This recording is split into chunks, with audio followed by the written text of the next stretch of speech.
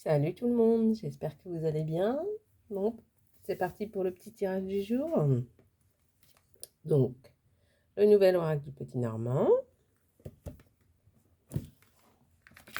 Voici le livret.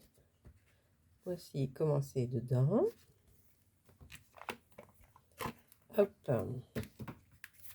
les petites cartes, elles sont comme ça. Voilà. Allez, on y va, on y va. Bon, comme chaque jour, je précise bien que c'est un tirage que je réalise pour vous et non pour moi. Donc, préparez-vous, pendant que je bats les cartes, à poser votre question.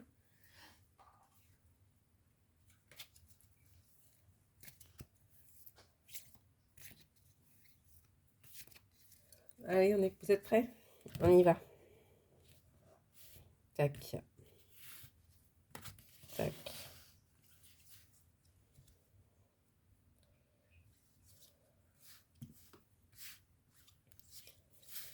Alors, carte numéro 1.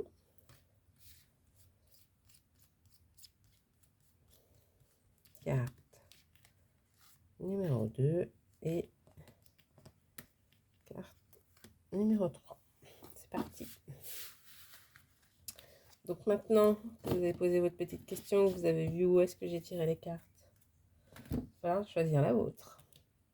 Il n'y en a qu'une. Donc vous devez choisir qu'une seule carte pour répondre à votre question.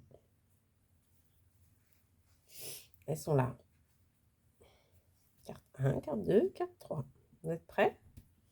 Vous avez choisi? Allez, pour ceux qui ont tiré la carte numéro 1, c'est celle-là. Le chien.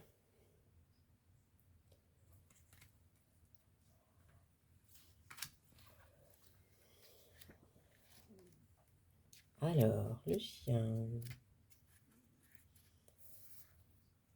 C'est une carte qui est toujours très appréciée puisqu'elle symbolise l'amitié, la bienveillance, le désintérêt, la sincérité et l'honnêteté ainsi que la sociabilité.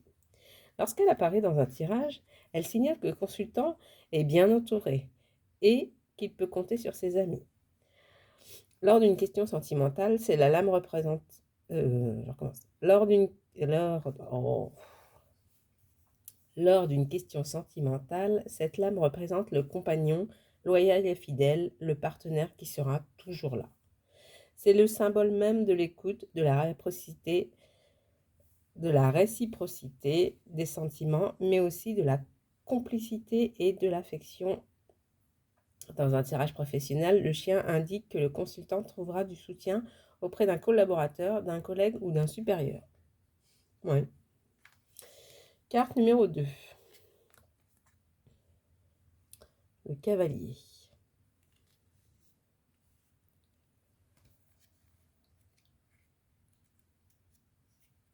Alors, c'est le 2. Non, c'est pas le 2, c'est le 1. C'est une carte de mouvement. Elle est donc rapide.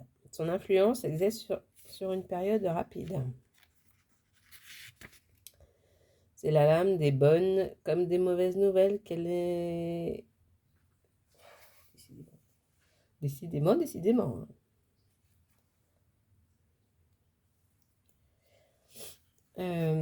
C'est la lame des bonnes comme des mauvaises nouvelles. Elle peut aussi symboliser la précipitation, l'urgence, la rapidité. Elle signale une période marquée par les déplacements ou un voyage. Lorsqu'elle apparaît dans un jeu, elle donne le feu vert pour agir, entreprendre et donc démarcher. Sur le plan sentimental, elle peut indiquer que quelqu'un vient au consultant ou pense à lui. D'autres fois, elle signale juste qu'une personne passe dans la vie du consultant. Qu'il s'agit d'une relation sérieuse ou pas, elle indique donc la présence de quelqu'un. Carte numéro 3. Oh, j'ai jamais vu celle-là. Livre.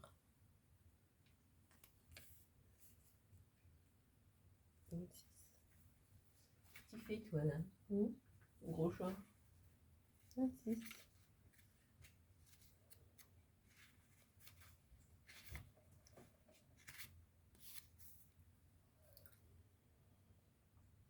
C'est la carte par excellence de l'intelligence, du savoir, des connaissances de l'écriture.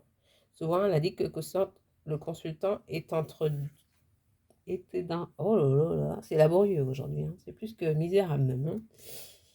Elle indique que le consultant entre dans une période propice à la concentration, à l'apprentissage, à un stage ou une formation. Dans certaines situations, la carte du livre signale que l'on doit mettre ses connaissances à plat et que l'on doit peaufiner un projet. Il faut approfondir. C'est un travail bien et appliqué plus généralement dans une lame du discernement, de la compréhension, mais aussi de l'introspection et de la réflexion. Sur le plan sentimental, cette carte symbolise la découverte ou la connaissance de l'autre. Oh bah, j'ai eu du mal aujourd'hui, hein. Bon, je suis désolée. Mais il y a des jours comme ça. En plus, les cartes, c'est que des cartes de mouvement, de personnages. On va dire qu'aujourd'hui, c'est un coup pour rien. Non, vous en faites ce que vous en voulez, il n'y a pas de souci. Je suis désolée de cette lecture très laborieuse. Je vous souhaite quand même une très belle journée. Et demain, je ferai mieux. Bon courage, salut, salut!